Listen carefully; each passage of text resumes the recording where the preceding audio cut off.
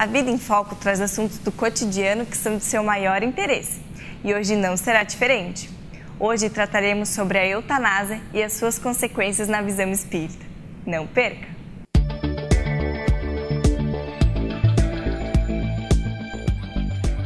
Olá, seja bem-vindo a mais uma edição do programa Vida em Foco. O tema da entrevista de hoje, mais uma vez com o nosso querido amigo Marcelo Collin, é sobre eutanásia. Amigo, seja bem-vindo. Muito obrigado pela sua presença aqui. O tema de hoje é um pouquinho difícil para nós médicos, né? A eutanásia, ela é abordada, né, em diversas escolas. Agora, o Espiritismo nos ajuda muito em relação a isso. Então eu lhe pergunto, né, como se pode conceituar a eutanásia inicialmente? O termo eutanásia em si tem essa origem grega, né? Eu significando aquilo que é bom, é adequado, é correto, e thanatos, a morte. Então eu fico pensando lá na Grécia Antiga, né? O que era ter uma boa morte? Né? Se a gente se sente muitas vezes limitado hoje nos recursos que a gente tem para aliviar o sofrimento das pessoas, pensa os recursos que eles dispunham na Grécia, né? Uma pessoa que tivesse algum tipo de infecção, que caminho ela ia tomar? Porque tem pouco mais de 50 anos que a gente tem antibióticos disponíveis, né? Para fazer algumas coisas. Então, imagino que esse conceito de eutanásia vem no momento em que a maioria absoluta das pessoas morria de doenças infecciosas, porque não tinha nenhum tipo de controle de alimentos, sanitarismo, nem nada assim, e de uma maneira muito difícil. Daí quando começava a mostrar aqueles sintomas de febre, às vezes todo mundo já imaginava o caminho que aquela pessoa podia tomar, porque acontecia frequentemente com crianças, jovens, adultos, né? Era raro as pessoas passarem dos 50 anos de idade. Então a eutanásia surge com a ideia de tentar dar uma morte mais suave para as pessoas, mais digna, e ela vem associada ao uso de substâncias opioides, né? Substâncias derivadas do ópio, que podiam amenizar pelo menos a dor e o sofrimento daquela pessoa que estava nesse pórtico aí, né? Se aproximando do momento da morte. Com o surgimento das novas tecnologias e todos os avanços que a ciência fez, mudou radicalmente, né? A nossa maneira de oferecer suporte, tratar algumas coisas e aliviar os sofrimentos. E daí o conceito de eutanásia vem se transformando um pouquinho ao longo do tempo.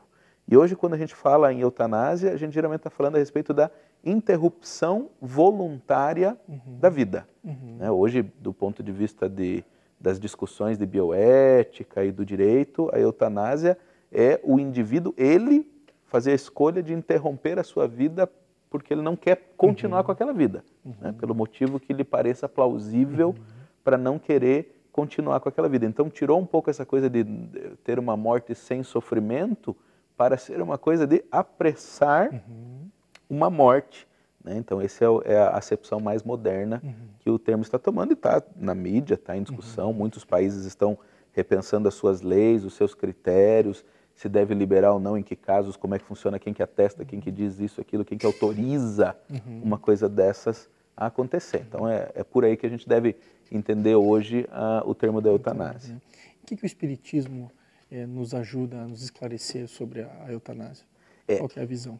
Então, o Espiritismo, acho que acrescenta, ele traz um novo ângulo, né, para a gente pensar a eutanásia, porque entendendo a eutanásia como uma interrupção voluntária da vida, a doutrina espírita vai nos fazer pensar por quê interromper voluntariamente essa vida que você ainda tem pela sua frente, nem que seja por horas, minutos, dias, meses, anos, quem sabe, né?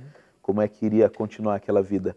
Então, a visão de que nós não somos o corpo, nós temos um corpo, vestimos um corpo temporariamente, mas nós somos espíritos, que nós tomamos do corpo para nos expormos a determinadas experiências e aprendermos mais, progredirmos, que a nossa felicidade depende da nossa capacidade de entender o mundo, interagir com o mundo de uma maneira mais saudável, tomarmos boas decisões, termos uma compreensão adequada, termos empatia, né? Conseguirmos entender melhor o sofrimento do outro para podermos ajudá-lo mais.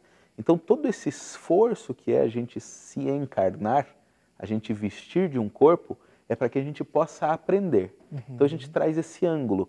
E daí esse ângulo pode dizer assim, tá, será que esta experiência de passar por uma doença que produz sofrimento também não tem muito a nos ensinar? Será que esta experiência de ter uma determinada doença e a incerteza de como é que vai acontecer, o que vai ser ali adiante, também não tem muito a nos mostrar? Quantas vezes a gente aprende na nossa vida diante da apreensão mesmo, da dúvida, de não saber o que vai acontecer no dia de amanhã, e aquilo nos mexe e nos permite ter compreensões diferentes da vida, né? É aquela coisa assim, a mulher que está tentando engravidar, né? E esse mês atrasou um pouquinho, será que eu estou ou não estou? Daí eu estou, será que é um, que é dois? Será que é menina, será que é saudável, não é? E todas as apreensões que dão um sofrimento, uma dificuldade, né? Que causam um incômodo, mas que trazem uma abertura para viver aquela experiência de uma maneira tão mais ampla. Então a doutrina espírita, à medida que ela vem nos redimensionar o que é estar vivo, o que é estar no corpo, ela muda a nossa compreensão a respeito do que seria uma boa morte, de se nós devemos ou não devemos abreviar essa vida que a gente está tendo ainda, está pulsando ainda na nossa veia naquele momento. Marcelo, eu vou deixar uma interrogação para depois do intervalo sobre o que seria morrer bem, então, ok? Fique conosco, já retornaremos. Não saia daí. Logo retornaremos com o segundo bloco da entrevista. Até já!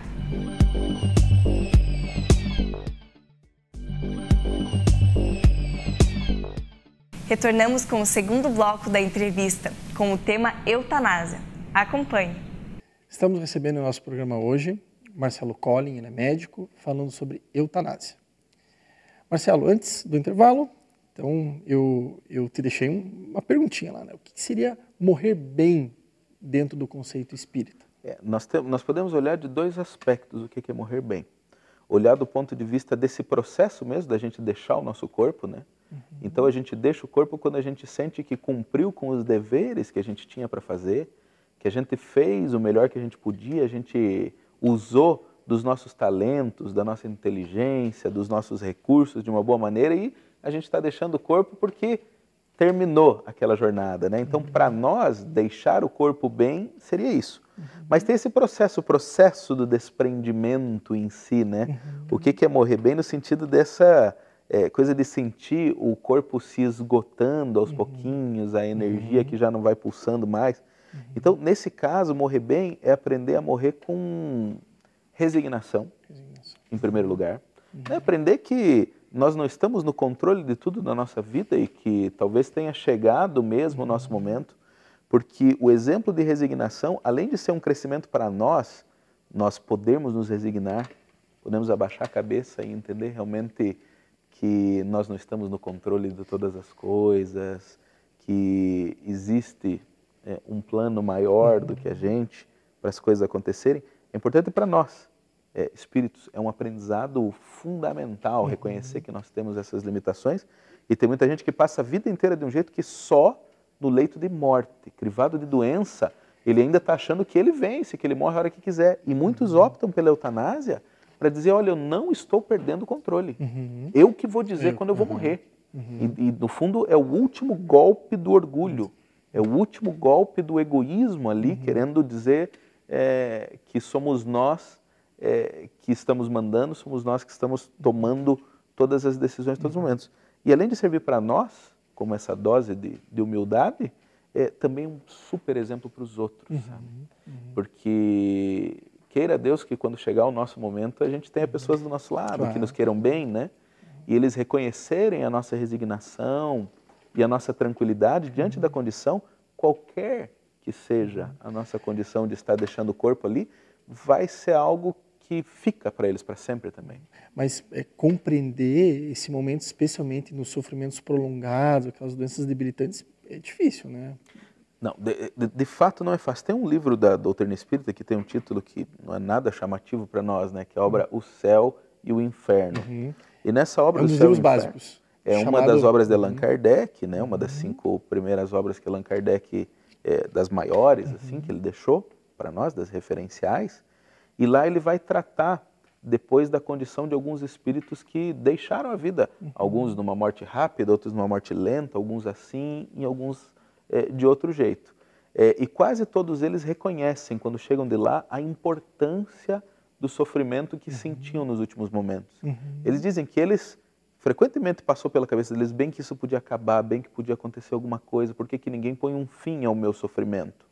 Mas aqueles que persistiram até o final, foram bravos, foram corajosos para entender, não, eu sinto dor, mas mesmo assim eu não tenho o direito de optar a respeito dessa vida, porque não foi eu que me dei a vida.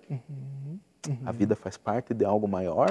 As pessoas que bravamente conseguiram fazer aquilo, depois se reconhecem em bom estado, felizes de terem conseguido suportar a sua prova até o fim.